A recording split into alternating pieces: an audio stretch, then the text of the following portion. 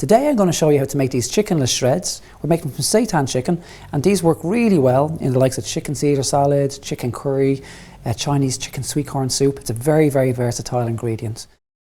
Okay, so what we have here, we have our NutriBullet blender. Now you can use an immersion blender, you can use a stick blender, you can use any type of blender for this really, but you need a blender with a reasonable motor in order to make a good puree. So I've got some water here. I'm going to add a little bit of oil. We want a little bit of fat in here as well, this just helps to enrich the dough. Nutritional yeast flakes, also known as nooch. We have here some stock powder. So this is just a bouillon powder. Now you can actually use a vegan stock cube as well if you want. Just drop it in as well. But I find the powder just gives a nicer flavour here. And final ingredient, onion powder. This stuff is brilliant. So a little bit of onion powder. It's almost starting to smell like chicken, I think. I haven't tasted chicken in a while, but tofu. I'm using an extra firm tofu here, okay? Now that's important. Now not silken, not firm, but extra firm. Now you'll find this in most supermarkets, health food stores for sure. So I'm going to put the lid on the blender here. And again, if you don't have one of these blenders, you can use an immersion blender or a stick blender. These jug blenders are very handy, and you can pick up various types. Now this one here, this is the classic one, you know, but you can get so many different types, different versions, different brands make them. Let that blend for a moment.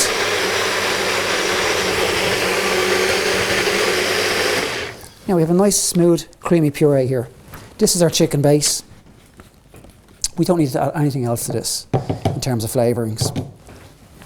Now, my food processor here, now this food processor has a double blade, so it's kind of good in terms of you can get a nice bit of movement in it. If you have a food processor with a single blade, it will still work, it just might take a little bit longer. So I'm going to pour the puree in here,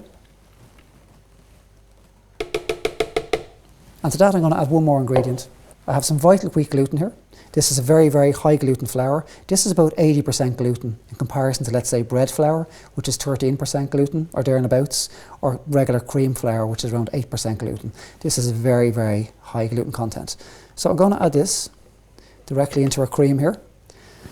I'm going to put the lid on. Now it's important we start blending immediately here, all right? Because if you leave this even for a moment, the gluten knots are going to form, and this is going to form into clumps on you.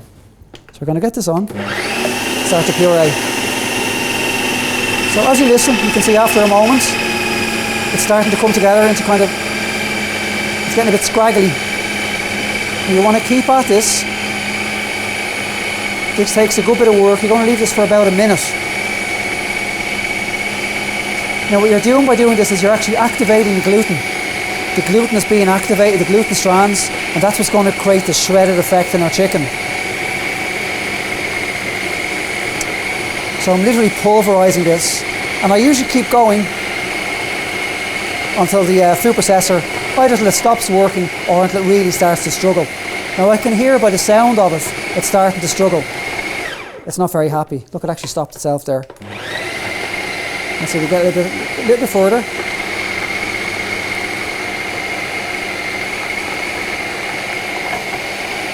Now, we'll have a look now and see where we're at. So I'm just going to pull it a little bit out and have a look. So you can see here now the way the gluten is developing inside. Now I'm going to leave that for, like, not for much longer, but maybe for another 30 seconds, there and abouts, just to get the gluten as activated as much as possible. You can see the gluten strands. So when someone says short pastry, they mean short gluten. We're looking for long gluten here. So we're looking for long strands of gluten. And that's really going to become apparent after it's cooked and we shred it up. So I'm going to look for another 30 seconds to a minute. Pop this back in.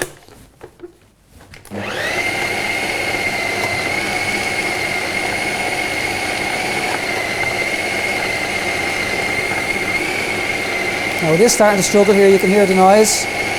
It's not happy. But it will make a difference.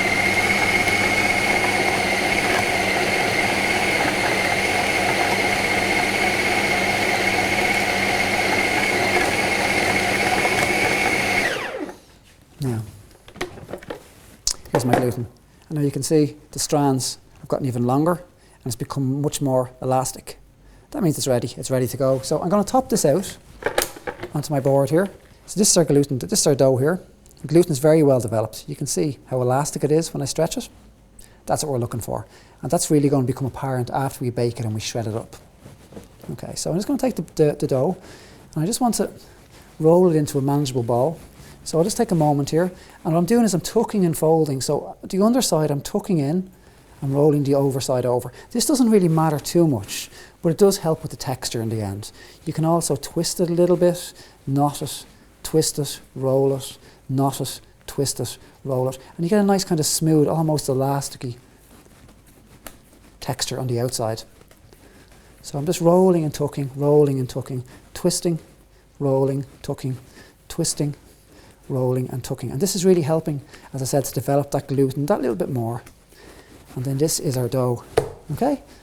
So what we want to do with this dough now is, a lot of people when they make seitan, they steam the dough in a steamer.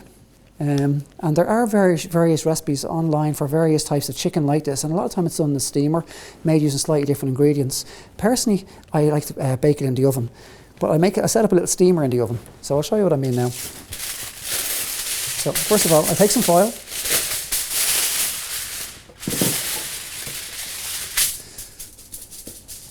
I'm going to roll the dough. Now wrap it really well in foil. Now it's important to step because you don't want the dough to burst on you. Make sure it's really well wrapped. And in fact, you can even go for just to be doubly sure. Not 100% necessary, but just to be 100% sure, you can roll it a second time.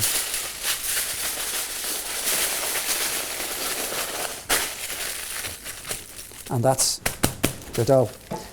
2-pound loaf tin here. And I have here some water, which is just off the boil, okay?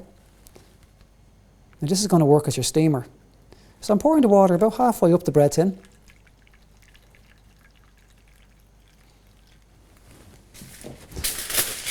I'm going to top the tin now with the foil.